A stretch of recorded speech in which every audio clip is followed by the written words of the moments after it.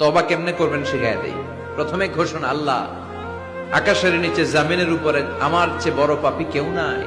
সগীরা কবিরা, জেনে না জেনে, ইচ্ছায় অনিচ্ছায়, শিরকে বেদাতি, শয়তানের ধোকায় পড়ে, নফসের ওয়াসওয়াসায় অনেক পাপ করেছে। আল্লাহ আল্লাহ আমি স্বীকার গেলাম আমি পাপী, আমার চেয়ে বড় পাপী কেউ না। প্রথমে আপনি স্বীকার যাবেন সব।